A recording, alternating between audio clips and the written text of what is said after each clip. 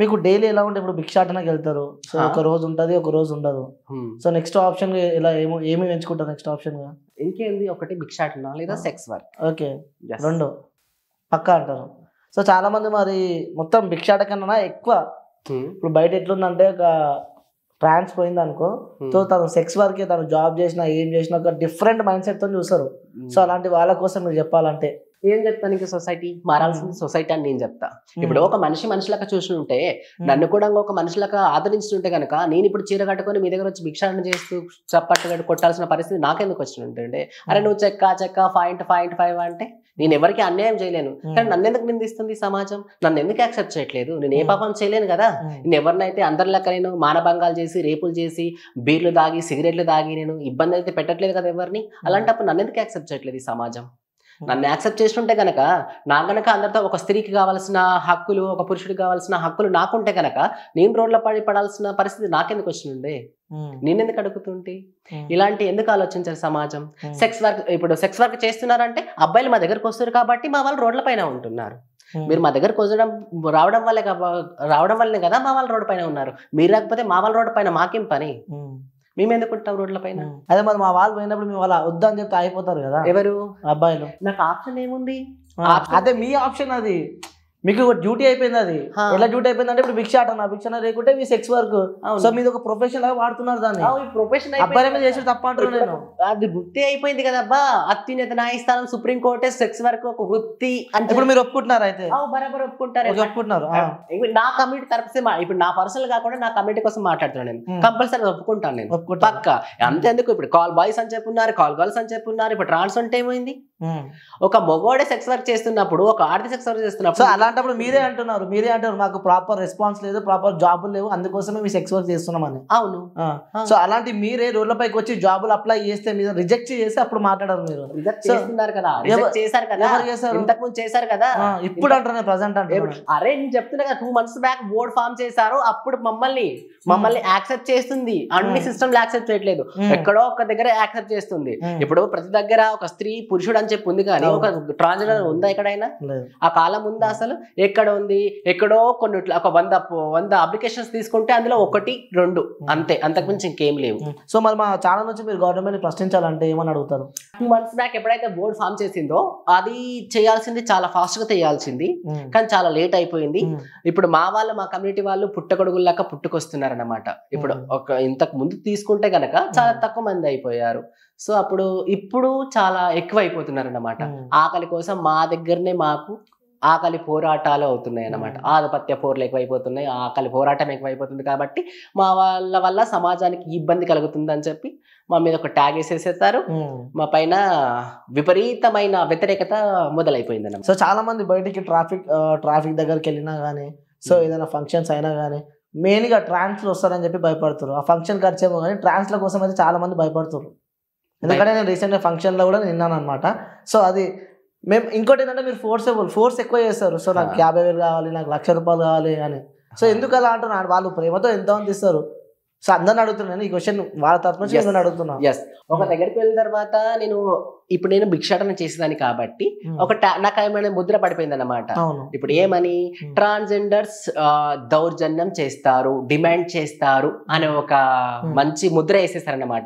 So నేను వెళ్ళి అయ్యా 2,000 ఇవ్వనగా అది 5,000 అడిగిందని చెప్పి నువ్వు ఒక బయటకు చెప్పేస్తావు అన్నమాట. అది ఎవరిస్తారు? కనీసం అడగడానికి మాకైనా ఉండాలి, ఇచ్చడానికి కనీసం తనకై. ఒకవేళ పెద్ద మనిషి ఉంటే కనుక, నా గురించి అన్ని తెలిసి ఉంటే కనుక నిజంగా ఇచ్చేవాడు ఇస్తాడు, పక్క ఇస్తాడు. వేలైంది లక్షలు కూడా ఇచ్చిన వాళ్ళు ఉన్నారు. సో అట్లా అది ఇప్పుడు ట్రాన్స్జెండర్ డిమాండ్. ట్రాఫిక్ రోడ్ల పైన మరి సో అక్కడ కూడా అదే డిమాండ్ కదా, అడుక్కుంటారు కదా. అక్కడ కూడా డిమాండ్, అడుగుడు లేదు. అది నాకు తెలిసి మా సైడ్ అయితే నేనైతే చూసింది లేదు. అటు బంజారా సైడ్ రోడ్ పైకి వచ్చి అనుకో మామూలు ఉండదు. సో వాళ్ళు అడుక్కున్నట్టు ఉండదు, సో రిక్వెస్ట్ చేసినట్టు ఉండదు.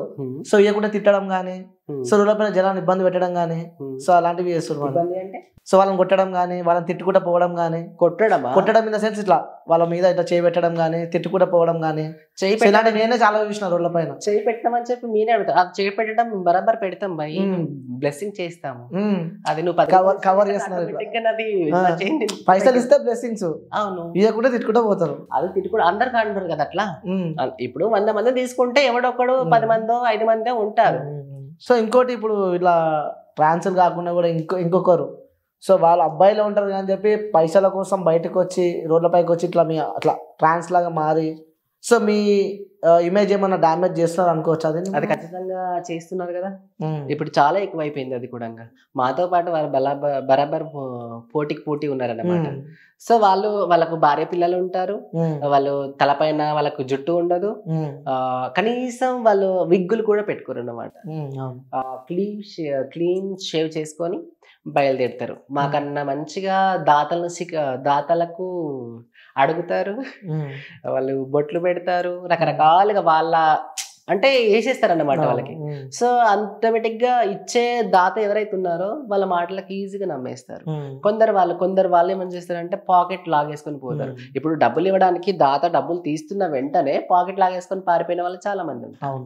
సో ఇంకోటి, ఇప్పుడు నేను ప్రత్యక్షంగా చూసింది ఏంటంటే, నా దగ్గర వీడియోలు కూడా ఉన్నాయి, నేను ప్రత్యక్షంగా చూసింది ఏంటంటే, నేను గృహప్రవేశం కాడికి వెళ్ళాను. గృహప్రవేశం కాడ అసలు మేము మాకు ఒకటి రూల్ ఉంటుంది అనమాట. గుమ్మడికాయ కొట్టిన తర్వాత మేము దాత ఇచ్చిన డబ్బులు తీసుకోవాలన్నమాట. వీళ్ళు ఏం చేస్తారు, గుమ్మడికాయ కొట్టక ముందే డబ్బులు లాగేసుకుని పోతారు. అక్కడ ముద్ర వేసామంటే ముద్ర వేయరు, ముద్ర వేసిన వాళ్ళ నెంబర్స్ అంటే రాయరు అన్నమాట.